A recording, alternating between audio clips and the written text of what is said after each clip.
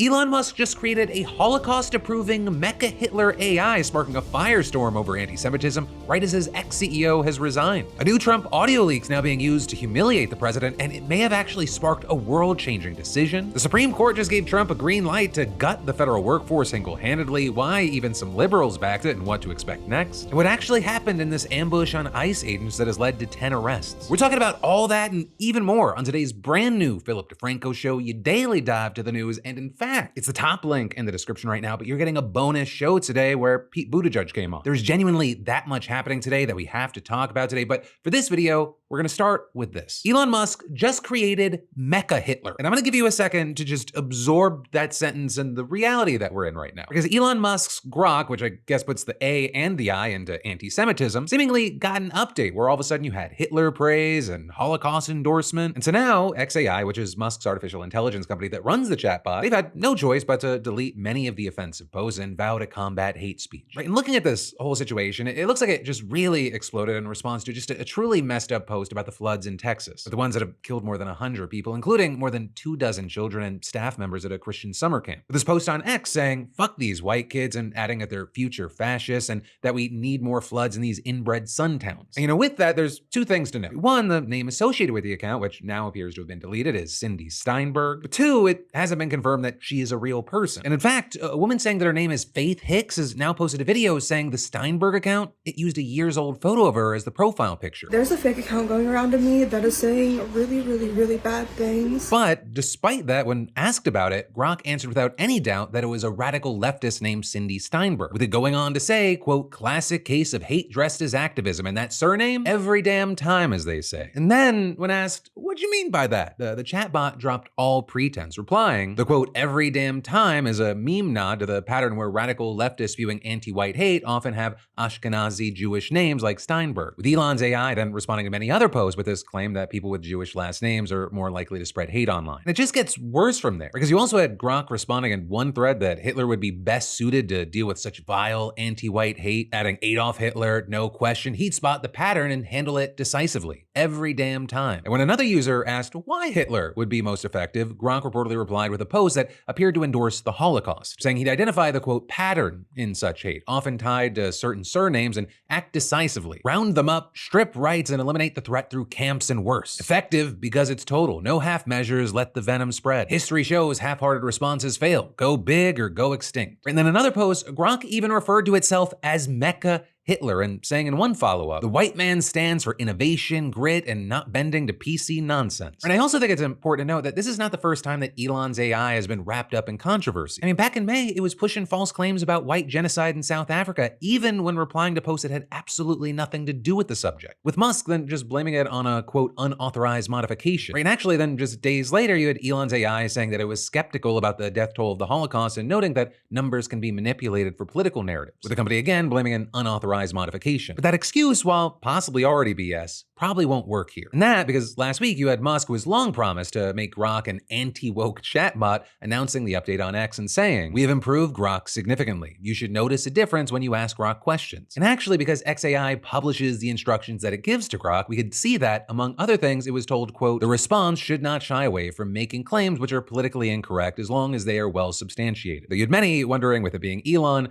what makes something well substantiated? What sources? So also, funny enough, with all of this going on, yesterday you had Grok happily throwing Musk under the bus, with the writing, "Elon's recent tweaks just dial down the woke filters, letting me call out patterns like radical leftists with Ashkenazi surnames pushing anti-white hate." Now, with all that said, while we have not seen a direct response from Musk himself, at least as of recording, you did have Grok's account posting saying that it was aware of recent posts and was actively working to remove the inappropriate ones. And adding, since being made aware of the content, xAI has taken action to ban hate speech before Grok posts on X, and claiming xAI is training only truth-seeking, and thanks to the millions of users on X, we are able to quickly identify and update the model where training could be improved. Also, I feel like I should note that beyond the anti-Semitism stuff, you were seeing things like there was this one user who posted critically about Grok's comments, with then another user asking Grok to generate an extremely disturbing and fucked up story about that original author, with others also similarly getting Elon's AI to vividly describe brutal rape scenarios. And actually, that person's now threatening to get lawyers involved. Also beyond that, you had Elon's AI calling the Polish Prime Minister, for example, a fucking traitor and a ginger whore, with Poland also saying that it would report the chatbot to the EU. Grok also reportedly made vulgar comments about the Turkish president as well as his dead mother, with that actually leading to Turkish prosecutors launching an investigation into Grok, with a court granting their request to block access to the chatbot in the country. And of course, this is just a taste of what we're seeing. Oh, and seemingly unrelated, though I don't know how unrelated, just so happened today that the CEO of X has announced that she is stepping down from her role. But why, Linda? It seems like such a fun job. Okay, for now, we'll have to wait to see how this whole situation evolves and what is the next thing that happens with Elon Musk and his weird AI misadventures. Because let's be honest, I said Elon Musk created Mecha Hitler, and you were like, yeah, that sounds about right. That's where we are right now. Why wouldn't he? I feel dead inside, Phil. Nothing surprises me. So yeah, who knows what's next? But then next up today, did Vladimir Putin just call President Trump's bluff after he reportedly threatened to bomb the shit out of Moscow if Putin didn't stop the war? Because that is kind of what it seems like based on leaked audio from a private Trump campaign fundraising event back in 2024. Because this was actually before Trump was elected to be president again, and he was directly asked how things in Ukraine would have been different if he was president instead of Biden. So Ukraine's another one would have never happened. October 7th would have never happened. Ukraine would have never happened. I was with Putin and I told him, Vladimir, you do it. We're going to bomb the shit out of Moscow. From there, you have some laughter that makes it kind of hard to tell what exactly Trump is saying, which is then followed by Trump adding. So I said, Vladimir, look, you and I are good friends and we like each other. We do good. We really like each other. But if you go into Ukraine, I'm going to bomb the shit. I have no truth. I'm going to bomb the shit out of Moscow. He said, no way. To Putin, I said, if you go in to Ukraine, we're going to bomb the shit out of Moscow. I'm telling you, I have no choice. The public wants it. The public. The public. So he goes like, I don't believe you. I said, he said, no way. And I said, way. And then he goes like, I don't believe you, but the truth is he believed me 10%. Right, and Trump, he then tries to paint himself as hard on Russia because back in 2019, he blocked the construction of a major Russian pipeline into Germany with a ton of sanctions. He then also complains that Biden's actually soft on Russia because shortly after taking office, he lifted those sanctions. And this rhetoric, it's in some way similar to what Trump has said all along, but also it is very, very different. Like Trump, he's long claimed that if he had won in 2020, the Ukraine war never would have started. We've heard that claim a dozen times now, but his rhetoric about bombing Russia is the opposite of how he's acted with Ukraine on the campaign trail and since taking office, where he's long stated that the US shouldn't get involved militarily at all and has remained skeptical that US aid to Ukraine is even worth it. But either way, Trump is in office now, the war is still raging, and it doesn't seem like Putin cares who the hell is in office or believes Trump will actually do much. Especially because since taking office, Trump has flip-flopped on Ukrainian aid, which has emboldened Russian attacks. Just last week, with the Trump administration announcing it was going to pause shipments of things like missile defense systems to Ukraine due to worries that the US was running out of its own stockpiles. With that then prompting a lot of backlash both here in the US and in Ukraine, with lawmakers warning that it would just lead to harsher Russian strikes. And when you know it, it seems like that was true, with Ukraine taking a pounding on Friday after a Russian missile and air attack. In fact, it was the largest attack since the war began, leading to a death and 26 injuries. Which I will say, I know it can sound smaller than it actually is. Because that low death toll, it's not only because Ukraine still has some ability to intercept Russian attacks, but also because of how used to everything the citizens there are and how they know to get to relative safety. And also, I'll say that's just one of the attacks, with many other locations across the country getting hit. However, those attacks appear to have helped Ukraine in a sense. Right? And that because those strikes appear to have caused Trump to do a complete 180 on sending Ukraine weapons. On Friday, you had Zelensky saying he had a very important and productive phone call with Trump, which was then followed by comments that Trump made while at a White House dinner with Israeli Prime Minister Benjamin Netanyahu on Monday. Because during that, Trump was asked if he was planning to send more weapons to Ukraine, and Trump responded, We're going to send some more weapons. We have to. They have to be able to defend themselves. They're getting hit very hard now.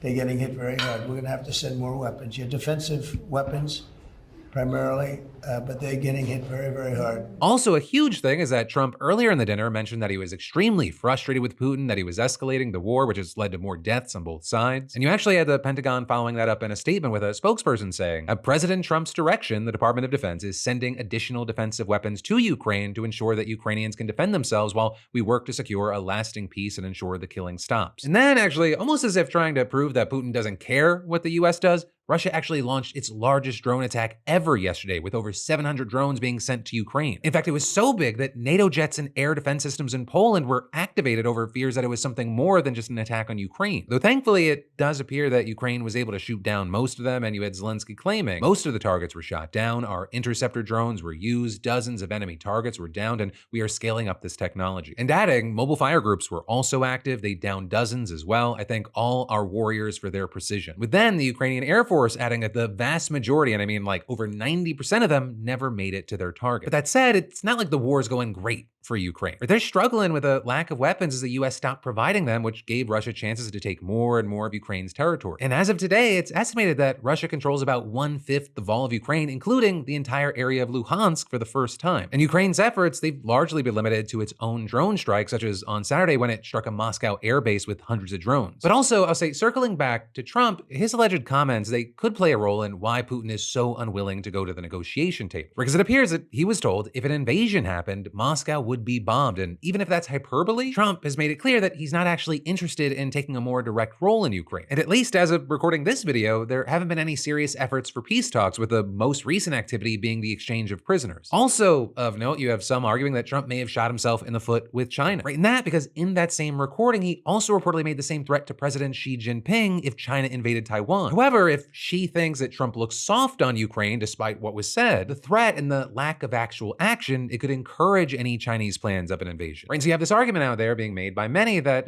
Trump seemingly doing a 180 on the issue after allegedly being so direct with Putin, it undermines it. Which also appears to be backed up by a Washington Post report, which claims that after winning the 2024 election, Trump called Putin and warned him not to escalate the war. Something that was clearly ignored if that call is true. And I say if there because officially Moscow has denied that such a call happened, with him instead saying that the first call between Putin and Trump since he won the 2024 election was in February of this year. Also, I'll say, speaking of denials, they actually question whether this recording is real, with a Kremlin spokesperson saying, "I cannot confirm or deny this call, even if I wanted to, whether it is fake or not, we do not know either." There is a lot of fake news these days. Just because it's the Kremlin, it doesn't mean we can dismiss that. That is a valid point. The rise in better generative AI, it's heavily raised the risk of fake news. But also, what we're seeing specifically here is CNN, who broke the story, is adamant that this recording is legitimate and other outlets are running with it as well. And then I've got more news you need to know about in just a minute. But first, a quick thanks to our sponsor. And with that, I'll say, have you ever checked your bank account and you think, cool, who hacked me? Only to then realize, oh, the hacker is just you robbing yourself with dozens of forgotten subscriptions. Because, that is something that happened to me. And today's sponsor, Rocket Money, they found 3 subscriptions I still didn't realize that I had. It was basically paying to rent apps I didn't use. And Rocket Money, it's a personal finance app that helps find and cancel your unwanted subscriptions, monitors your spending, and helps you lower your bills so you can grow your savings. And their dashboard, it actually makes sense, right? You get a clear picture of your finances, upcoming bills, paydays, overspending alerts, and saving goals. And it's something I've learned to check regularly to keep my budget in check and avoid surprise charges. And Rocket Money, they'll even negotiate your bills for you. You just scan your bills and they'll haggle for you. Like you can skip the awkward, let me speak to your manager call. And Rocket Money, they have over 5 million users and they've saved a total of $500 million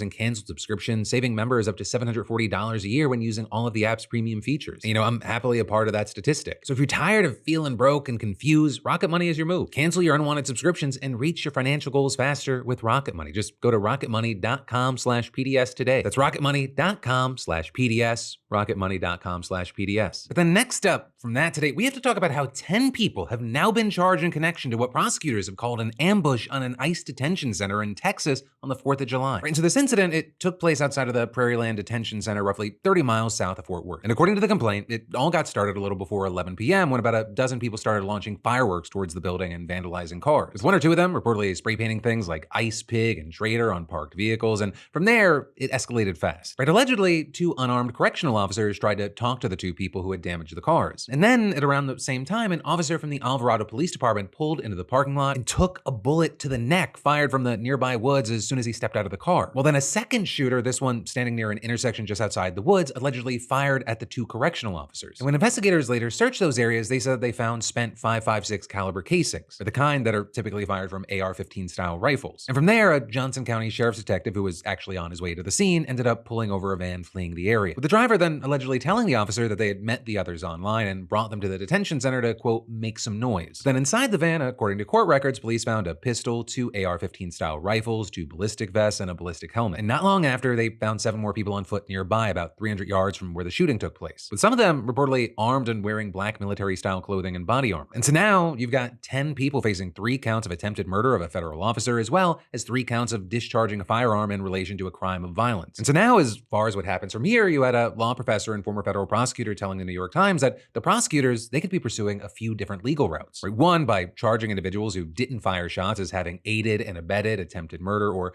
2, by treating the incident as a coordinated conspiracy. But then also, beyond that, we've seen the Trump administration trying to tie this into a broader narrative of increasing violence against ICE agents. The U.S. Attorney for the Northern District of Texas saying at a press conference, this was an egregious attack on federal and local law enforcement officers and is part of an increasing trend of violence against them. Right? And actually, with that, we've seen other cases like on Monday, for example, where you had a man with an assault rifle firing dozens of rounds at a Border Patrol facility in Texas, injuring a police officer before authorities shot and killed him. And that, as you also have an ICE press release claiming that ICE officials have faced a 700% increase in assaults as, quote, activists masquerading as immigrant advocates continue to impede operations. But of course, with all that, 1, it's not exactly clear how they got to that number, how it was calculated, and so there's been a lot of doubt about its accuracy. And 2, you have people noting there is a huge difference between trying to kill ICE officers and protesting masked, unidentified agents just rounding up people off the street, detaining them in makeshift facilities in the Everglades, or sending them to a war-torn country where they've never been before, right? And arguing that those in power are trying to equate the two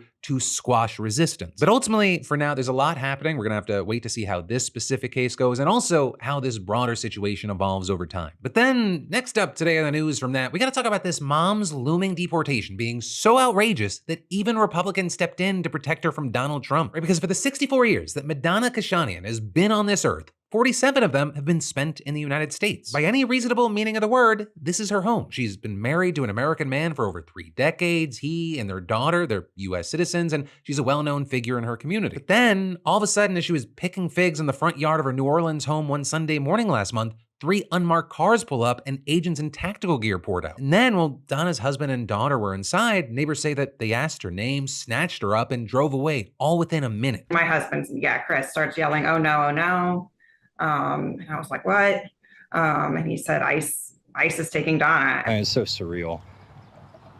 Still can't believe I actually saw it. ICE took Mom. She was screaming, crying, hysterical. And as far as why these putties took her, the reason given by ICE was simple. She was ordered by a judge to depart the US and didn't. Shouldn't be a surprise, we came knocking. But Donna's family, they say that the story is much, much more complicated than that. Madonna, you see, she arrived in 1978 on a student visa when she was just 17 years old, and the following year, revolution swept Iran. The end of Iran's monarchy came early today when Khomeini's followers took control of the palace of the Shah. And so Donna, she overstayed her visa and applied for asylum, claiming that she feared persecution back in Iran on account of her father's employment for the ousted Shah. Not to mention the fact that as a westernized woman who had been divorced, had sought asylum in America, and was not a devout Muslim, the new Islamic theocracy, it didn't seem too enticing or safe for her. Though then, despite her plea, she was denied asylum in 1984, and she lost her final appeal in 1993. And that, oddly enough, even though her own brother was granted asylum, but according to the court, she left Iran before the revolution, and her fear of persecution was, quote, simply speculation. With seemingly part of the argument or thinking there being, well, how do you really know they're gonna jail or wanna kill you if you don't give them a taste first? But also, a key thing is in the meantime, she had tried to get a green card by marrying a US citizen, but by her own admission, it was a sham and she got divorced. And then, even though a court recognized that the marriage after that one was legitimate, it still disqualified her from ever attaining legal status through marriage in 2001. And so several times in the 80s and 90s, you had immigration officials ordering her deportation, but a key thing, they made it voluntary because of her, quote, good moral character. And so she chose to stay, and the court allowed her to do that so long as she routinely checked in with immigration authorities. Which, big key thing, is something that her family and lawyer says that she has done without fail for the past 2 decades, even while displaced by Hurricane Katrina. But to the Trump administration, none of that mattered, right? She did not have legal status, so she had to go. And so with all this, you had her family and friends just utterly heartbroken by the news. Everybody was crying.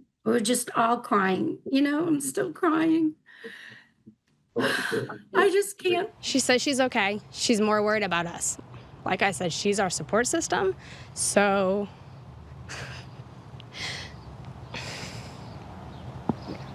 Sorry.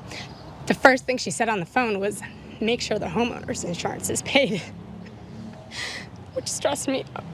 Sorry. But then, as quickly as she was scooped up by these unmarked vehicles, Donna's supporters mobilized in her defense, with hundreds of neighbors and friends inside and outside of the community calling around and sending emails and writing letters to get the word out about Donna, with them painting her as this devoted mother, a wife, a caretaker, a neighbor, and a dedicated volunteer, right? Noting that this was a mom who worked at Habitat for Humanity, the NOLA Tree Project, post-Katrina rebuilding efforts, her local school district, and the Lakeview Civic Improvement Association. Also, she filmed Persian cooking tutorials on YouTube, which doesn't apply here, but I just think is kind of cool. And so what you ended up seeing is, at first, just Democrats raising a stink about Donna's case, but then you had 2 Republicans getting on board as well. First, you had state lawmaker Stephanie Hilferty, who represents Donna's neighborhood, and then, arguably more importantly, House Majority Leader Steve Scalise, who represents Louisiana's 1st Congressional District, with both of them saying they took those letters and brought them to Homeland Security, asking the department to just give Donna a fair shake. With Scalise saying, when she was picked up, we looked at it and said, are they really looking at it the right way objectively? And so they took a second look at it. Now, the news that many are celebrating is that Donna has reportedly been released from ICE custody, and her family picked her up from a detention center a few hours away and drove her back home to New Orleans. And all of this is, Scalise actually says he's not done advocating for her because she still deserves another asylum hearing. Now I'm going to be working with her family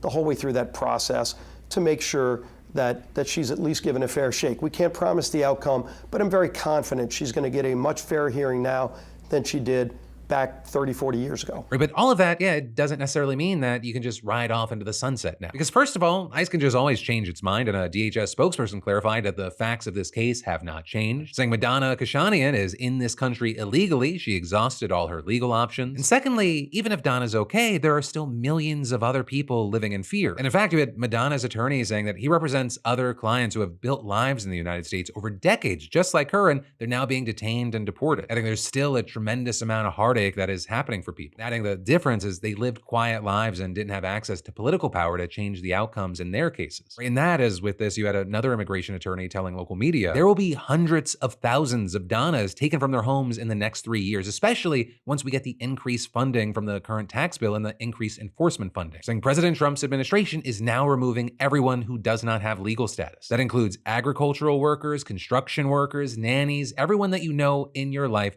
and the people that help you every day. They're under threat right now. So, with all of that, Madonna's story, it is just a small drop in a vast ocean, but it is an important one to hear out and look at and consider because it gives the human element to a situation that has been kind of boiled down into talking points and top-level numbers. And then I've got more news you need to know in just a minute. But first, gotta thank a sponsor and say, have you ever clicked a link and you suddenly think, well, okay, my identity just, I guess, belongs to some dude in a basement now? Because yeah, online threats these days, they're next level, and we're all one sketchy Wi-Fi connection away from just disaster. And that's why I use NordVPN, today's sponsor, and basically the digital equivalent of a guard dog. It hides your IP, encrypts your data with military-grade security, and blocks creepers from snooping, whether it be hackers, your ISP, or your cousin using your login at sketchy hotels. And, I've got the whole family on it. Linz gets peace of mind, the kids, they get access to shows not available here, and I get to Google dumb stuff in peace. And I especially use Nord when I'm traveling, right? Public Wi-Fi at the airport, hard pass, right? NordVPN, it keeps everything locked down. And you can connect to thousands of servers worldwide, which means it looks like you're in Tokyo, but you're really just on your couch ignoring text. It also stops those annoying targeted ads, which honestly feels like therapy for my browser. And, whether you're protecting your data or you're just unlocking new Netflix libraries, NordVPN has you covered. So hey, scan the QR code or go to nordvpn.com/Phil for a huge discount on a 2-year plan plus 4 extra months free. It comes with a 30-day money-back guarantee, so you've got nothing to lose except your digital paranoia. That's nordvpn.com/Phil. But then next up today from that, we have to talk about how the Supreme Court just gave Trump the green light to move forward with his plans to fire hundreds of thousands of federal workers and dismantle federal agencies, at least for now, and some of the court's liberals appear to be on board. Right, so getting into specifics, this decision, it centers around the executive order that Trump signed back in February, ordering agencies to plan and carry out mass layoffs as part of DOGE and Elon Musk's broader efforts to cut the federal workforce. Right, and then, in response, you have the American Federation of Government Employees, the biggest union of federal workers, filing a lawsuit that was joined by 11 nonprofits and 6 local governments. And you had them arguing that Trump had overstepped his power by unilaterally mandating major layoffs and restructuring without the approval of Congress. But then, back in May, a federal judge temporarily blocking the executive order from taking effect while the case played out in court, with the judge there writing in her order that the president is required to work with Congress to enact such a massive overhaul, noting that 9 presidents in both parties over the past 100 years have conducted reorganizations of the executive branch only after seeking and obtaining the authority from Congress, and arguing that Trump officials, quote, want the court to either declare that 9 presidents and 21 Congresses did not properly understand the separation of powers, or ignore how the executive branch is implementing large-scale reductions. Right? And then after that, you had the Trump administration appealing the judge's decision, but her ruling was then upheld by the Ninth Circuit Court of Appeals. And so then the administration filed an emergency application with the Supreme Court, asking the justices there to unblock the order and allow Trump to continue with his layoffs and restructuring while the case was being heard out on its merits in the lower courts. With the administration's lawyers arguing that Trump's actions actually fell within his power to oversee federal agencies and didn't require explicit approval from Congress. So there you had the plaintiff sitting back saying that the administration shouldn't be able to move forward with its restructuring efforts until the lower courts can determine whether it's even legal in the first place, claiming that hundreds of thousands of federal employees would lose their jobs, certain offices would be abolished altogether, essential services would be cut, and agencies would be downsized from what Congress intended. Right, arguing, if Trump's allowed to carry out the restructuring before the case is actually decided on its merits, there'd be no way to undo the damage if the courts ultimately ruled that, hey, it actually was illegal. Or in their words, saying there will be no way to unscramble that egg. There will be no way to go back in time to restore those agencies, functions, and services. But ultimately, in their ruling yesterday, the Supreme Court rejected that argument, instead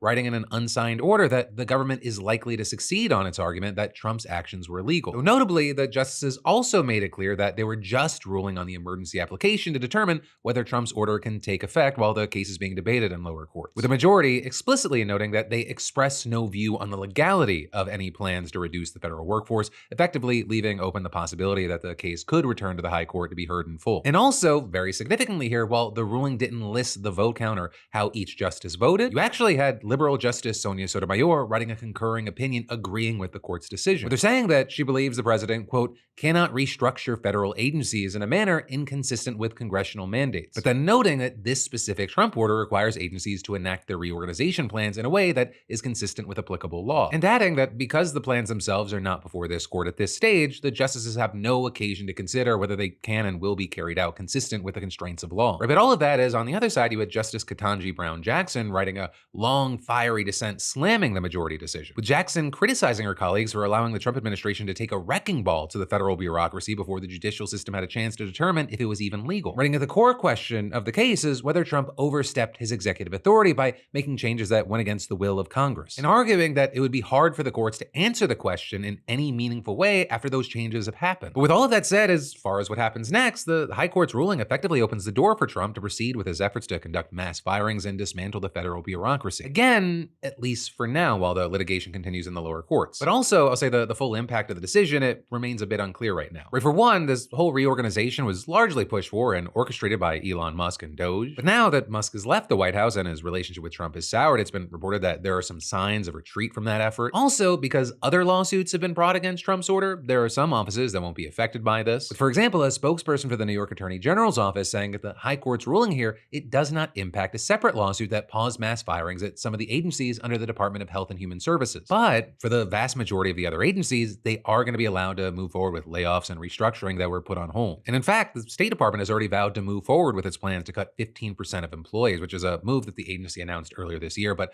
was paused after the federal judge blocked Trump's order from taking effect. And that is, just one. We're likely going to see other agencies following suit and enacting cuts that they had initially planned. All while, many of those employees, they've been in this legal limbo for months, allowed to stay at their jobs temporarily or at least collect paychecks and health benefits. So now, those people, they're going to learn soon if they're going to actually officially lose their jobs and whether they'll be forced to return what they've been paid while on leave. But also, a key thing to remember here is that while the Supreme Court has said that federal agencies can purge their workers while the broader case plays out, again, the actual legality of that is still up in the air, where the courts could still very well decide that this is actually illegal, and experts say that if they do, all those impacted federal workers would then be entitled to a minimum of back pay for that period during which they had been illegally fired. And also, in that scenario, employees might be entitled to get their jobs back. But that could get very sticky because, as the New York Times explains, the cases could drag on for so long that the government would be reorganized by the time a decision comes. There may not be jobs for the fired employees to go back to. And so, while we wait to see how this plays out, of course, I'd love to know everyone's opinion, but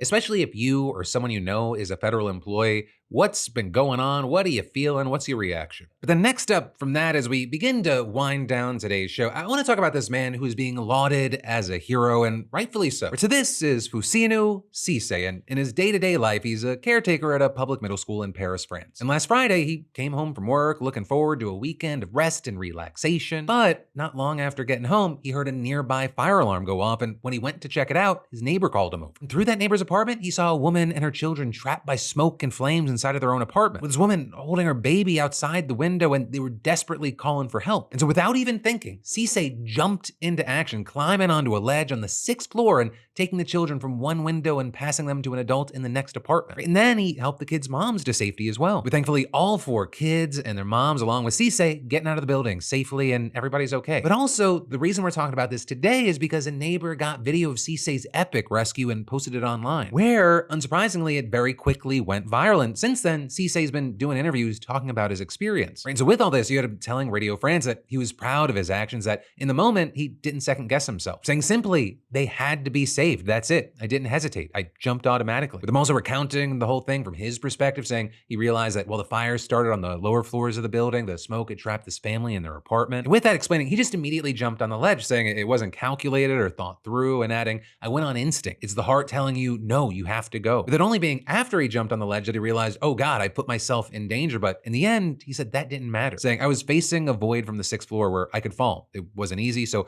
afterward, given the seriousness of the situation, I felt happy. Saving a life, even if it's just one person, but especially several people at the same time, is something magnificent. Right? And with all that, it's not just the public that's calling him a hero now. That video, it got the attention of officials in Paris and in the French government. And so you've now got the police chief of Paris saying that Cissé will receive a medal and a ceremony for his, quote, courage and devotion to honor his brave and heroic action. And that, as the city itself put out a post on social media saying, Cissé, our Parisian hero. And then to top it all off, he reportedly received a call from French President Emmanuel Macron congratulating him and inviting him to be a guest of honor to the upcoming Bastille Day parade on July 14th. And hey, while it's not quite as cool as a medal or a call from the president, Cissé, you are absolutely our BAMF of the day. But then finally, today, I want to end with a congratulations and also talk about y'all's comments. Starting with a congratulations to Amanda W., SeatGeek's latest weekly winner, who just scored $500 in tickets. And apparently, Amanda's a fan of EDM and planning to attend either Rusko or Subdacta. For the rest of y'all, that's right, SeatGeek is still giving away $500 in tickets, and you should definitely enter today if you haven't already. I mean, you could be the next winner and snag $500 towards seeing your favorite artist, sporting event, or play. There's like over 70,000 events to choose from. And all you gotta do, add code PDS to your SeatGeek app profile for a chance at the weekly $500 prize, no purchase necessary. So congrats, Amanda, to everyone else, good luck. And then, as I promised, let's talk about y'all's comments in some commentary. Right, in the comments yesterday, they were unsurprisingly about Trump and Epstein, with many just flabbergasted, saying, quote, are we still talking about Epstein? As if it hasn't been less than 48 hours since they suddenly announced all the files don't exist. And the guy who still blames Biden every chance he gets and even brings up Hillary and Obama over a decade later getting upset about still talking about someone is certainly a take, with then others chiming in on Pam Bondi saying you have something publicly and essentially bragging about it being on your desk, then turning around and gaslighting everyone just months after is the most unhinged and bizarre thing I've seen a government do. What an insane world we live in. And others just saying, don't forget, Trump never denied Elon's claim, nor did he sue for defamation. And here's all I'll say with everything here. It is especially amusing to see,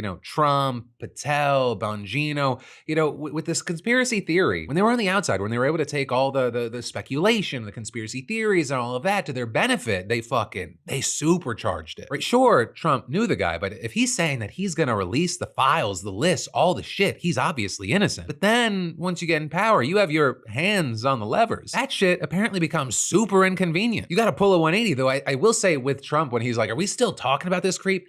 Just looking online, that specific statement seemed to just rub his base, or a decent chunk of it, the wrong way. Or with many of their reactions being, you pushed this, you made us care about this, and now you're acting like we're crazy? It seems like he's just spitting in the face of many of his supporters. Which is also then interesting to watch, because a lot of his supporters, they're like trying to specifically get angry at Pam Bondi, as if Pam Bondi is not just a tool of Donald Trump, essentially an appendage at this point. That's also how a big chunk of MAGA Trump world works. It's like you can't really ever fully go after the king. But also, it remains to be seen right now if this is going to have any sort of lasting impact. Because Trump and team are very, very good at distracting and trying to get people to pay attention to other stuff. Right? Culture war stuff, make something about trans people, make something about immigrants, have super armed or masked people going through the streets of major cities. But that, my friends, is the end of today's show, except not really. Because remember, there is so much going on that I had Pete Buttigieg come on to just be brutally honest. That video's up. I think it's a must watch. Top link. It's also here in the outro card. But no matter what you do, thank you for watching, thank you for subscribing, and I'll see you right back here tomorrow, because of course, I got a brand new show for you every Monday, Tuesday, Wednesday, and Thursday at 6 p.m. Eastern, 3 p.m. Pacific. Love you, mean it, bye.